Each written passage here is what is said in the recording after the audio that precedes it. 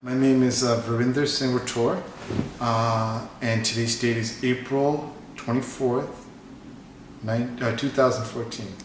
I was 11 years old and I was in 7th grade. Basically, in June 1984, like I said, I was born and raised here in New York, and we heard that something had happened at the Golden Temple, but the news was very bits and pieces.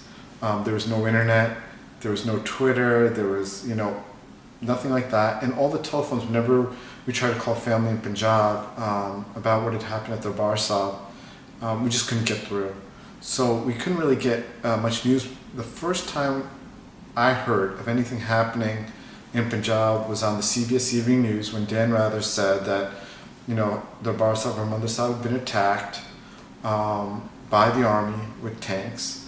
And there were unconfirmed reports that many Sikh young men and teenagers were executed with their turbans tied behind their hands and point blank shot in the head.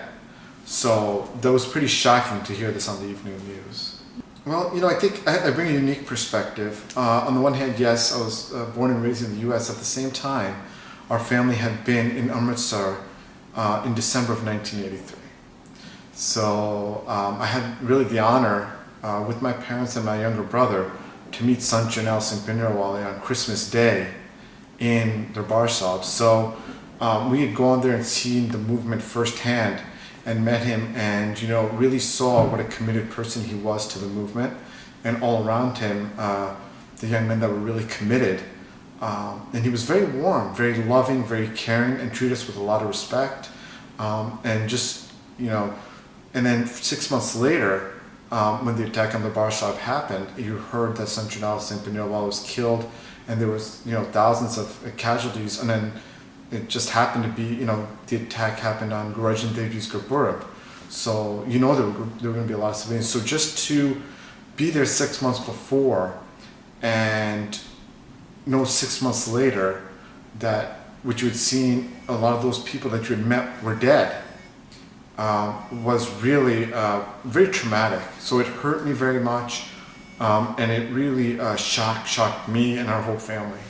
My parents were very upset. They were very saddened. I remember that even in our Gurdwara, when we found out about the attack, we didn't have Gurdwaras, and like a Gurdwara we would do them in people's homes. So that evening, the whole community got together in people's homes, and one after another, community elders, parents came out and just talked about how saddened they were by it, and a lot of tears, a lot of really sadness, but a sense of confusion as well, because we really didn't know how to react to this.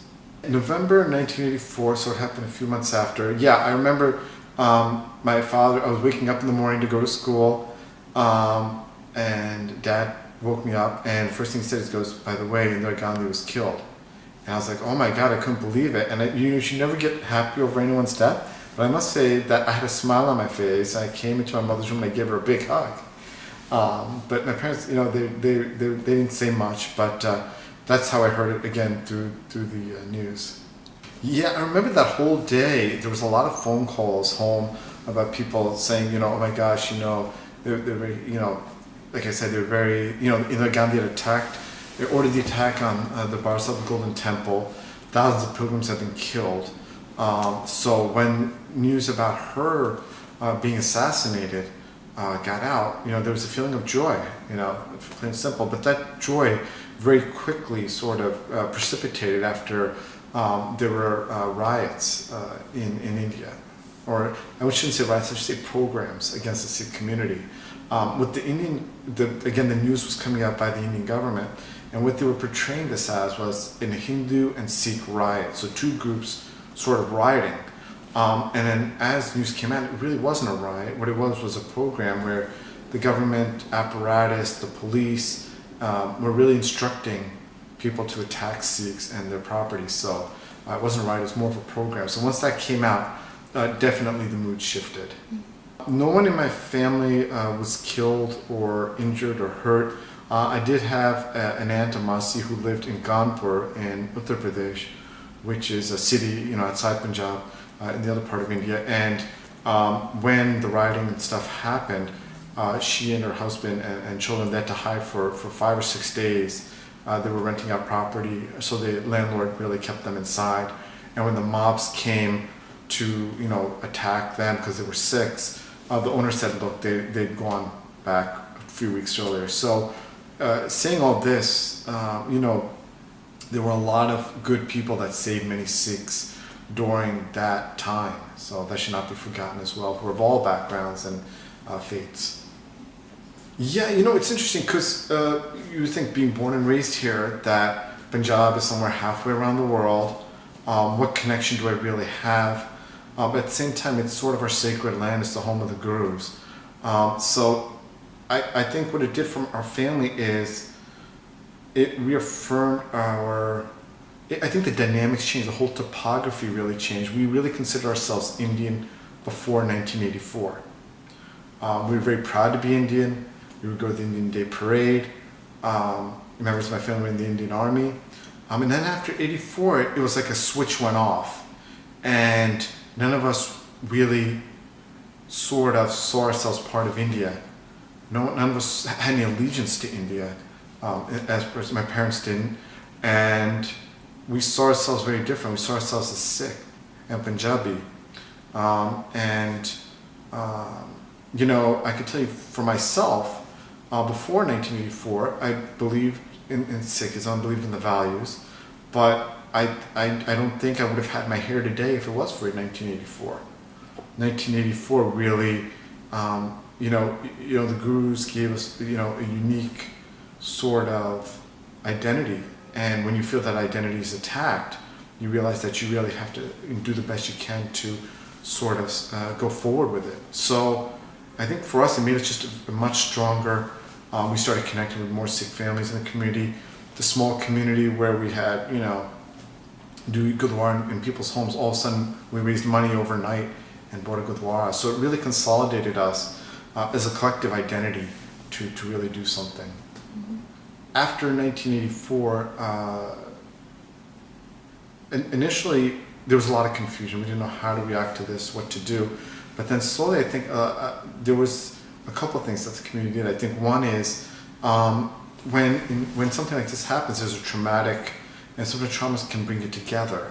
So I think in as far as I got more involved in the Sikh camps here, met others, young Sikh people that we were just trying to educate ourselves. And in the summer, we would go down to Washington, D.C. and lobby for really human rights, because after 1984, we have to remember that for up to 10 years there was a civil war that was going on, and there were massive human rights abuses by both sides. So to really work with Amnesty International and other groups to try to bring forth what was going on there. So whereas the Sikhs in India, for a large extent, could not voice their opinion here, we're very fortunate we can. So we felt that was important. And I think just the concept of the Sikh identity solidified for me and others in the community that this is something that's been under attack. We should appreciate it and really honor it. We've talked about it. It's a trauma. So when you have a trauma, whenever you talk about it, it really, even though it's 30 years ago, and I was 11 years old, I think it was very important because I think myself at that time as a child is that teenage years are a time of identity formation. And here was the community sort of forming its identity around Sikh values. So I think those two really coming together for me left a strong imprint, I think stronger than someone who was maybe born after 84, someone that was born before 1984. For our generation, in that piece that were maybe around anywhere from like 8 or 9 to maybe 15, 1984 really solidified our identity as a community. Identity got solidified. So something that we really talked about, and when we would hear about human rights abuses in Punjab, it would hurt us a lot, really bother us, and we always wish we could do more, when this happened. Mm-hmm. Yeah, I read a lot about it in college, and from what I can understand is, the Gurus have given us a gift. And when we think of Sikh, when we think of what the Gurus give, it's not just a faith. It's also a nationhood. It's sort of, it's a dichotomy. So Miri and Piri. So Piri being, sort of like the spiritual energy and me being sort of like the, sort of more of a not political, but I would say more of a qawmiyat, a nationhood. So right from the get-go, our identity is sort of two distinctions. So we've always had that, and as Sikh, it's imperative that we fight for social justice, and we fight for economic justice, and that's sort of ingrained in what our gurus gave us. All right. So, I feel that after the British left, we were offered our own country. We decided not to exercise our nationalistic Qawmiyat identity and went ahead with India. So by sacrificing that, I think from 1947 to 1984, there's been continual denials of Sikhs, really their rights. But I think at the same time, Sikhs have to take responsibility for really focusing on maybe the religious identity and not really solidifying that sort of Qawmiyat identity. So I think when 1984, when everything sort of happened, it was just a real scary wake-up call. Unfortunately, the whole human toll was unbearable, unbelievable, but it's awakened Sikhs to their unique identity and that they really need a home for themselves. All I can say is to the younger generation, please read about it, learn about it. Like I said, being there in 1983 in December 25th, I saw how young people were really motivated for change. They didn't advocate violence; they just advocated for justice, and really getting rid of gulami or slavery. And that was very, like, when you went there to Guru Nanak Nawaz and you saw these young people so motivated, it really inspired you. You think you could do anything. And really, there's something about having the darshan of Sant Bhindra Wala. When you met him, you hear all these things about him, but when you met him and you see just such a, I almost see him as a father figure. You love him like a father, and you may not always agree with everything your father does, but you do respect him and you listen to him, whatever he says. But to the young generation, I would say, do not forget 1984. It's not ancient history. You may not have been born, but this is something that you talk to your parents about it and really learn about it. And we have now, 30 years later, we went through violence, we went through civil war, but we don't need to color our struggle in those colors. We can sort of formulate really, really dynamic ways to really expose what's happened, the brutality that's happened to us, the massive human rights violations, and present them in a peaceful way. So that's the most important thing, to really recolor our struggle. How Nelson Mandela did it in Africa, or other peaceful movements have been able to do it, and to Sikh to never forget, but to always be Jardika as well.